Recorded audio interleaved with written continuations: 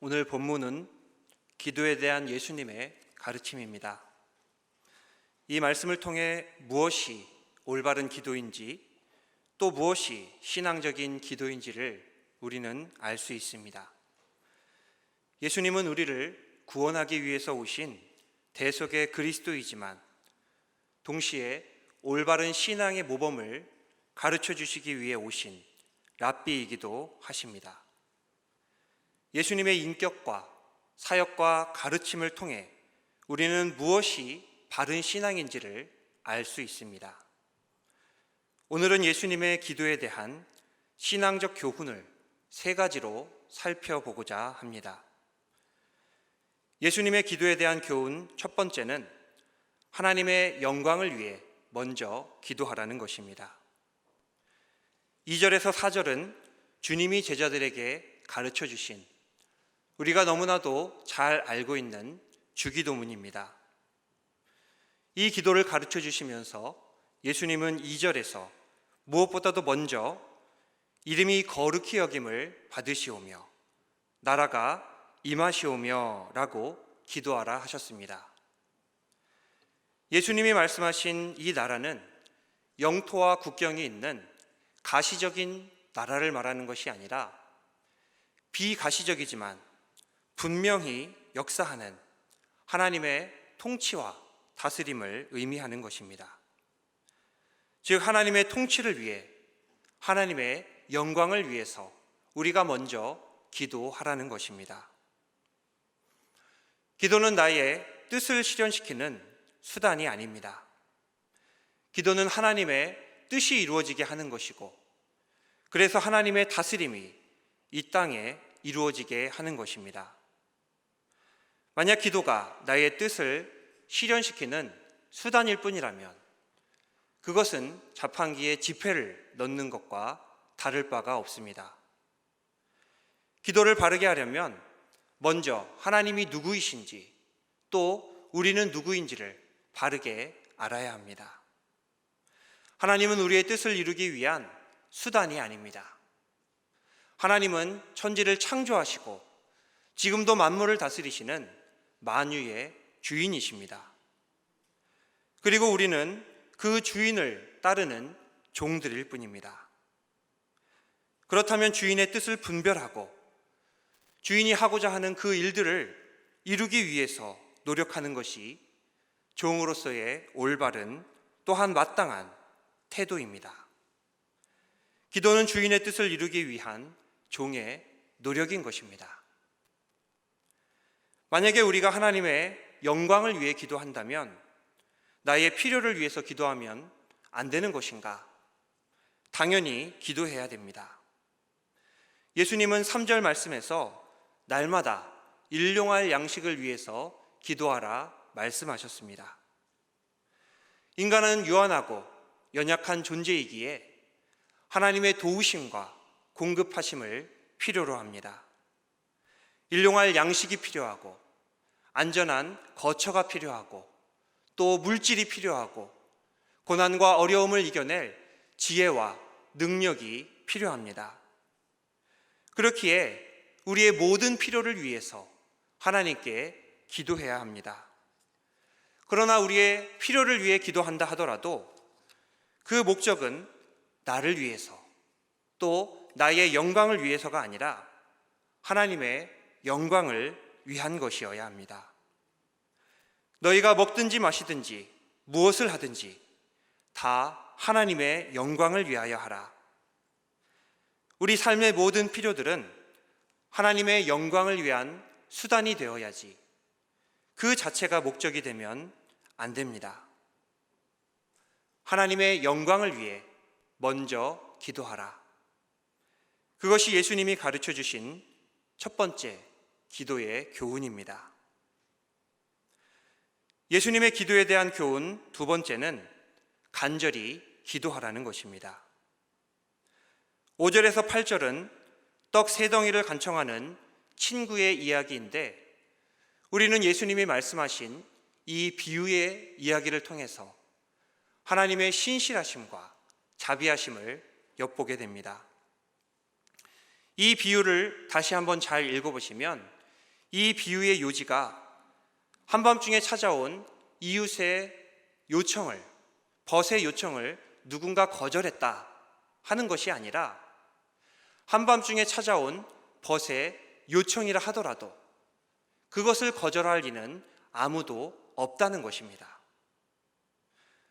지금 우리의 상식으로는 잘 이해가 되지 않지만 고대 근동의 유대 사회에서는 나그네를 잘 대접하는 것이 굉장히 중요한 일이었습니다. 그렇기 때문에 한밤중에 나그네를 위한 떡을 내어주는 것은 이상한 것이 아니라 당연한 일이었다는 것입니다.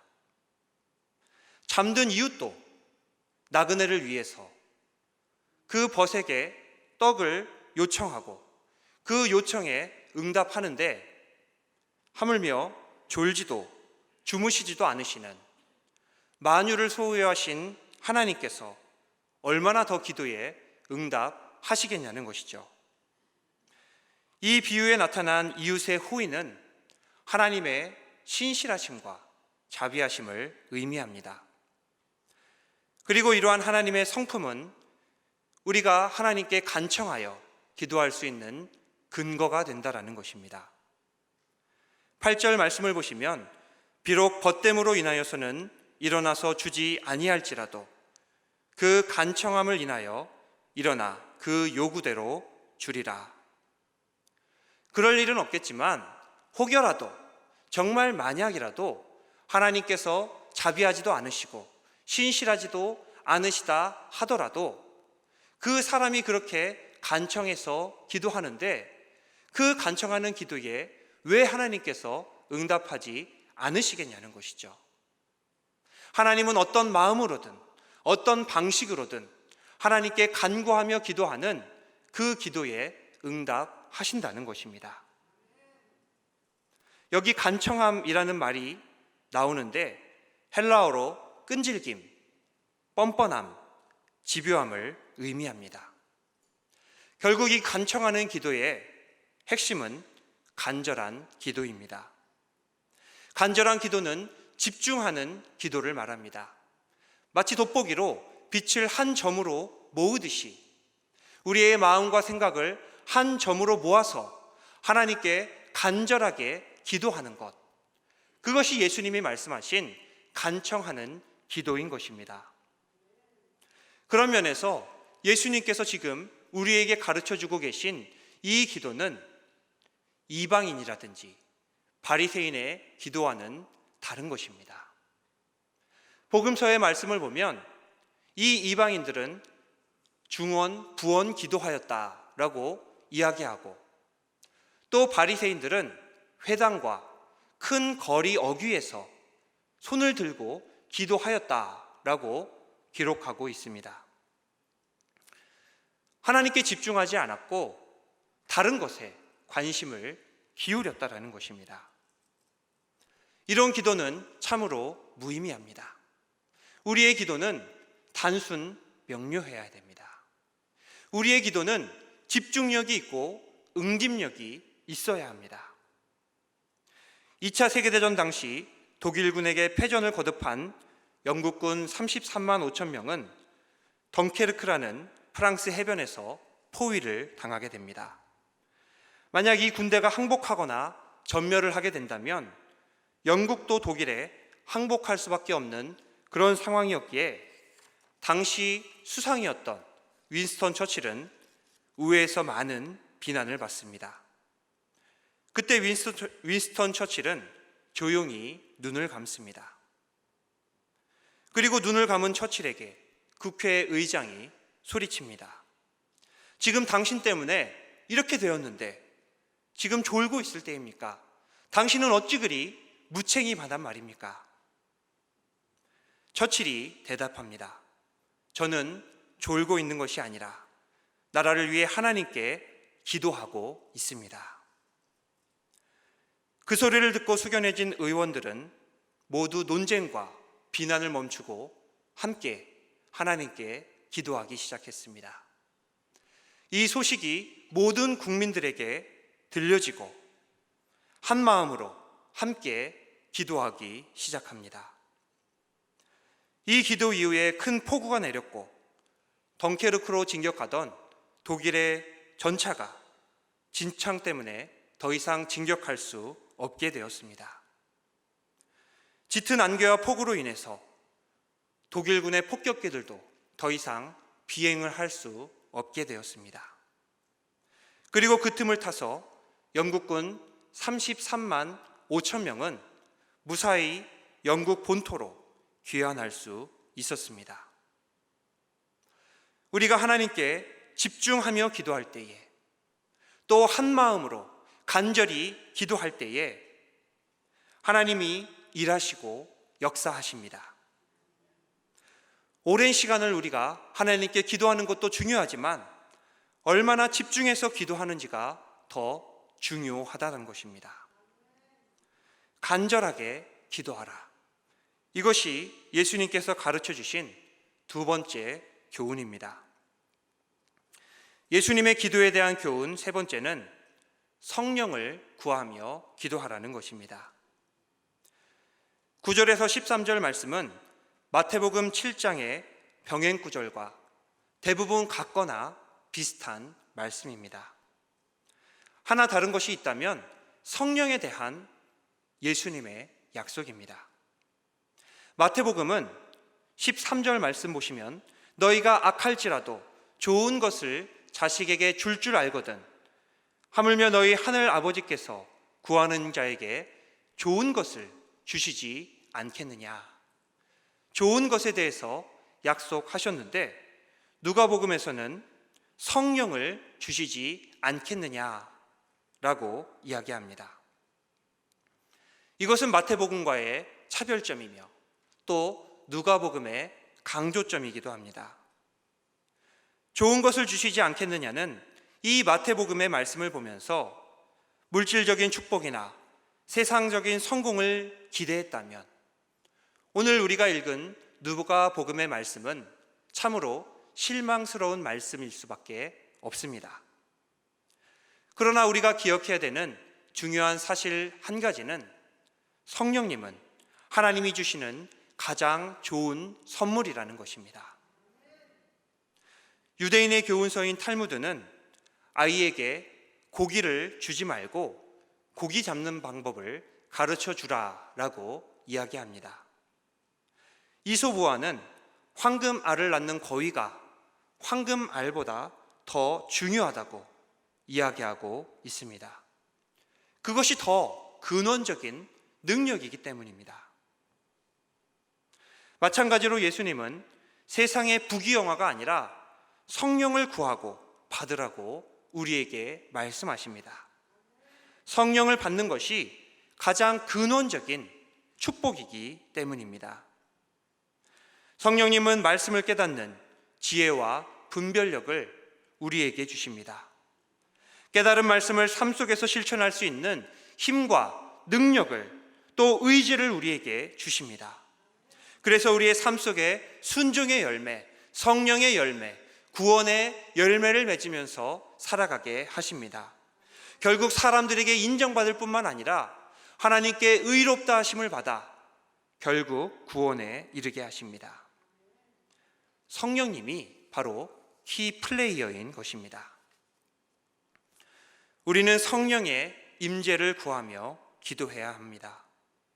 성령의 임재와 함께 우리는 하나님의 능력을 덧입을 수 있기 때문입니다. 우리가 바빠서 기도하지 못하는 것이 아니라 반대로 바쁘기 때문에 하나님께 기도해야 된다는 것입니다. 우리가 문제가 있기 때문에 기도하지 못하는 것이 아니라 문제가 있기 때문에 하나님께 기도해야 된다는 것입니다. 내가 고난당하기 때문에 기도하지 못하는 것이 아니라 고난당하고 있기 때문에 하나님께 기도해야 합니다.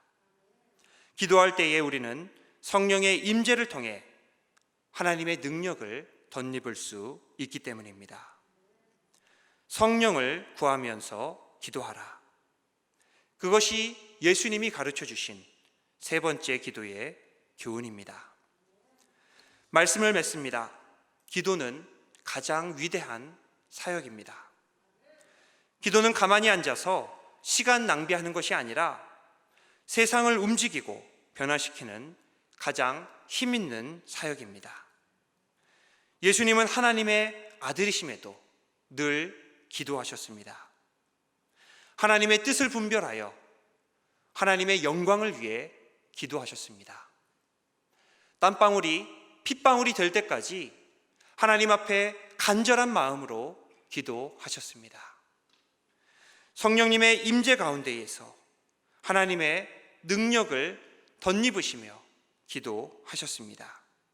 그리고 그 기도의 힘으로 하나님께서 맡겨주신 십자가의 사명을 끝까지 감당하실 수 있었습니다. 예수님을 통해 일하신 하나님께서 지금 나를 통하여 또한 일하고자 하십니다.